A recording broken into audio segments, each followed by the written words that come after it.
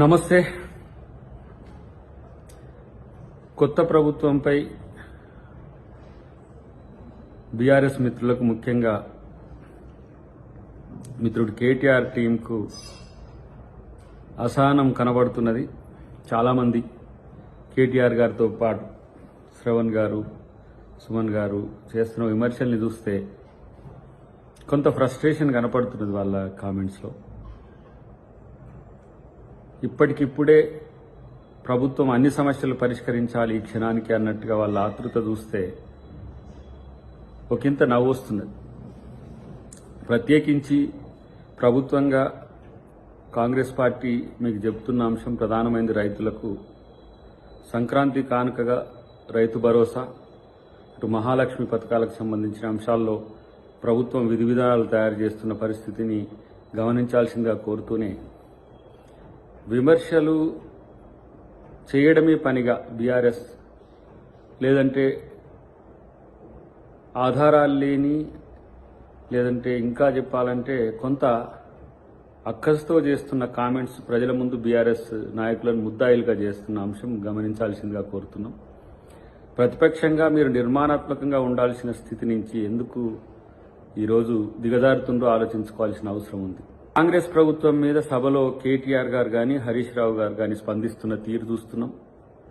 బయట బీఆర్ఎస్ మిత్రులు చేస్తున్న కామెంట్స్ కేవలం విమర్శల కోసం చేస్తున్నట్టుగా కనబడుతుంది. కాబట్టి వాటిని సవరించుకోవాల్సిన అవసరం ఉందని చెప్పి మిత్రులకు సలహా ఇస్తూనే, ప్రభుత్వం మీద నిర్మాణాత్మకమైన విమర్శలు చేయడం ద్వారా మాత్రమే మీరు ప్రజల యొక్క ప్రేమను పొందగలుగుతారు తప్పితే విద్వేషంతో ఈరోజు కాంగ్రెస్ పార్టీని మీరు చేసేది ఏం లేదని చెప్పి హితవు.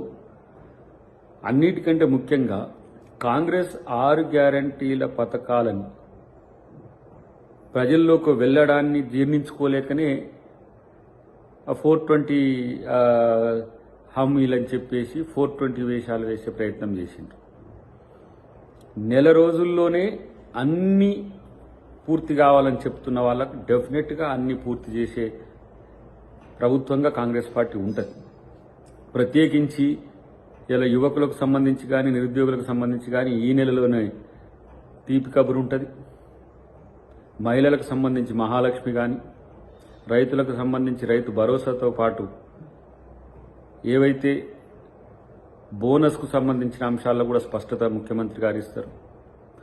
రేవంత్ రెడ్డి గారి పరిపాలన నూతన ప్రజాస్వామిక విలువలతో ఉంటుందని మిత్రులు గమనించాలని చెప్పి వారికి తెలియజేస్తారు. వాటికంటే ముందు వాళ్ళ పక్ష నేత ఈరోజు కేసీఆర్ గారు అనారోగ్యం పాలు కావడం ఒక ఎత్తు అయితే, రెండవది ఉపనేతను ఎన్నుకోలేని స్థితిలో వాళ్ళు ఉన్నారు.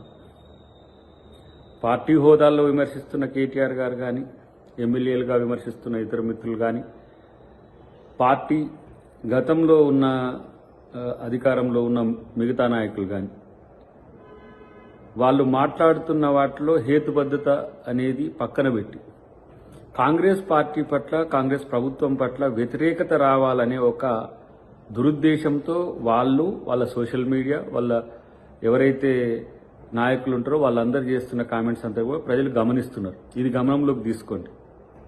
ముఖ్యంగా మొన్న జరిగిన పరిణామాలన్నీ కూడా గమనించిన తర్వాత వరుసగా ఒకరోజు శ్రవణ్ గారు తెర మీదకి వస్తే, ఒకరోజు సుమన్ గారు తెర మీదకి వస్తే, ఇంకొక రోజు వస్తారు. మీ అందరు వస్తారని మాకు తెలుసు. ఎందుకంటే ఆ అంచనా లేకుండానే ప్రభుత్వం ఏం లేదు. డెఫినెట్గా మీ ప్రశ్నలకు సమాధానం ఉంటుంది.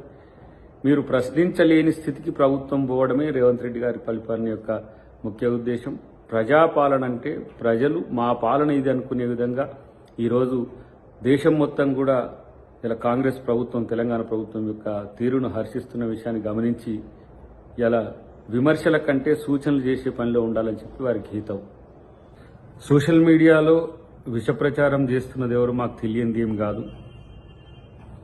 ఆర్టీసీకి మహిళలకు ఉచిత ప్రయాణం ఇస్తే ఆటో డ్రైవర్లను రెచ్చగొడుతున్నది ఎవరో, రైతు బంధు విషయంలో రాఘవ కన్స్ట్రక్షన్స్కు వెళ్తున్నాయని చెప్పి ప్రచారం చేస్తున్నది ఎవరో, లేదంటే ఇలా రేవంత్ రెడ్డి గారి సోదరుల మీద అధికారిక కార్యక్రమాల్లో పాల్గొంటున్నారని ట్రోల్ చేసేది ఎవరో తెలియని విషయం ఏం కాదు.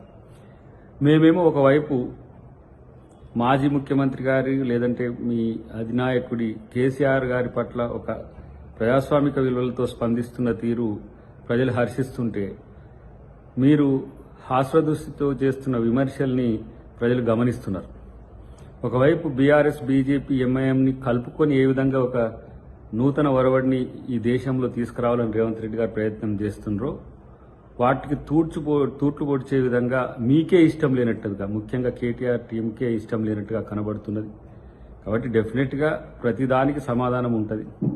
విమర్శల్లో ఈరోజు సహేతుకత లేని విషయాన్ని గమనించినాకనే ఈ సానుభూతి ఒక స్టేట్మెంట్ ఇవ్వాల్సిన పరిస్థితి వచ్చిందని చెప్పి తెలియజేస్తున్న మిత్రులు, సమయంతో ఓపికతో ముందుకు పోవాల్సిన అవసరం ఉంది. తెలంగాణ అభివృద్ధిలో మీ వంతు పాత్రను కూడా పెంచే ప్రయత్నం రేవంత్ రెడ్డి గారు చేస్తారు. ఎలాంటి భేషజాలకు పోవద్దని చెప్పి వారికి తెలియజేస్తారు.